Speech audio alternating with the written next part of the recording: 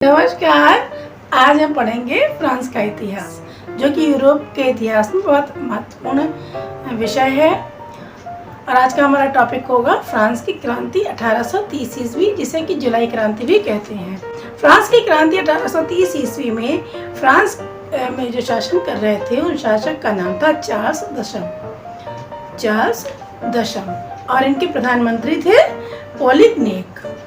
Charles दशम यद्यपि रूढ़िवादी शासक थे, परंतु इनके समय में जनता अपेक्षाकृत संतुष्ट थी, लेकिन फिर भी इनके समय में क्रांति हुई। इसके क्या कारण थे? इसके प्रमुख कारण हम यहाँ पर इस प्रकार से देखेंगे। प्रथम कारण था चार्ल्स दशम की प्रतिक्रियावादी नीति। चार्ल्स दशम दैवीय सिद्धांत का अनुपालन करता था।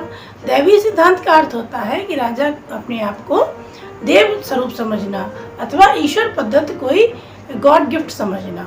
यानी कि उसका मतलब ये है कि जो भी राजा कहेगा, राजा के मुंह से जो भी वचन निकलेगा, जो भी नियम या कानून निकलेगा, वो सीधा साक्षात गॉड की इच्छा से प्रेरित होगा और उसका पालन करना सभी के लिए बाध्य होगा। तो राजा के दैवीय सिद्धांत के चार्ल्स दशम कट्टर समर्थक थे और इसलिए उनका बहुत प्रतिक्रियावादी शासन था, जिसका कि विरोध हुआ। दूसरा था कि सामंतों को क्षतिपूर्ति देना, कि सामंतों की जितनी भी जमीन थी जिनका नुकसान हुआ था, या फिर उन्हें कोई भी किसी भी प्रकार का जमीन जायदाद का नुकसान था, उसको राजकोष से क्षतिपूर्ति उनको की जाती थी। सामंतों को बढ़ावा दिया जाता था और ये सामंत शक्तिशाली होकर आम जनता को परेशान करते थे। तीसरा कारण था स्वतंत्रता के अधिकार को सीमित करना। चार्ल्स दशम ने जनता की जो स्वतंत्रता के मूल अधिकार थे, अभिव्यक्ति की स्वतंत्रता और वक्तव्य की स्वतंत्रता आदि को उन्होंने सीमित कर दिया। उन्होंने सभाएं करना, भाषण करना या फिर प्रेस में कुछ लिखना, खास तौर से राजा के खिलाफ भी कुछ लिखना, ये सब कुछ प्रतिबंधित कर दिया। यानी कि सभी पूरे जनता को जो था उसका जीवन क्या रिस्ट्रिक्टेड हो गया, बहुत ज़्यादा प्रतिबंधित हो गया, और वो केवल और केवल राजा के गुलाम बनकर ही जीवित रह सकते थे, अन्यथा उनको मृत्युदंड दिया जाता था। अगला था गणतंत्रवादियों का विरोध। गणतंत्रवादी जो गुट था वो राजतंत्र का हमेशा से खिलाफ रहा है, परंतु उदारवादी शासकों के समय में ये अपेक्षा का संतुष्ट रहे हैं। परंतु चार्ल्स दशम के प्रतिक्रियावादी शासन में गणतंत्रवादियों का मुखर विद्रोह उत्पन्न हो गया। उदारवादियों का जो था उनका भी विरोध का सामना नहीं करना पड़ा, क्योंकि वो संवैधानिक राजतंत्र चाहते थे। एक संवैधानिक राजतंत्र जो कि नियम के अनुसार चले, न कि केवल राजा के वचन ही नियम हो। वो एक संसद के नियम के तहत एक संवैधानिक शासन की कल्पना करते थे, जो कि चार्ल्स दशम के प्रतिक्रियावादी शासन में संभव नहीं था। अगला था प्रतिक्रियावादी प्रधानमंत्री पोलिगनेक की दमनकारी नीतियाँ।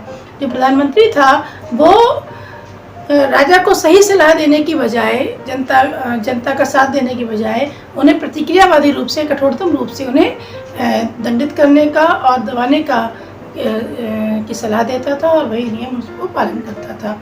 तो राजा के साथ साथ पोलिगनेक की अप्रियता भी क्रांति का प्रमुख कारण बनी।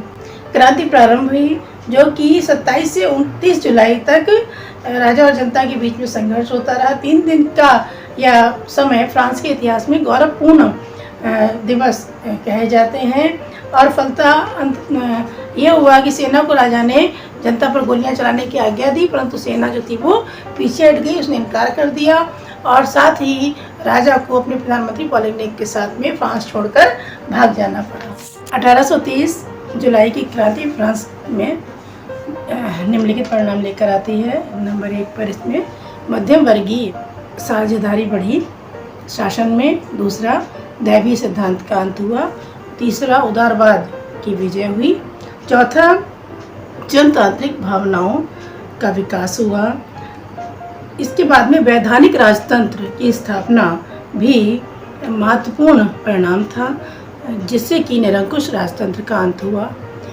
यूरोप के कई देशों में इसका बहुत सकारात्मक प्रभाव पड़ा, जिसमें कि इससे प्रभावित होकर बहुत छोटे छोटे देश जैसे कि बेल्जियम है, पुर्तगाल है, और इन लोगों ने अपनी स्वतंत्रता की स्थापना की।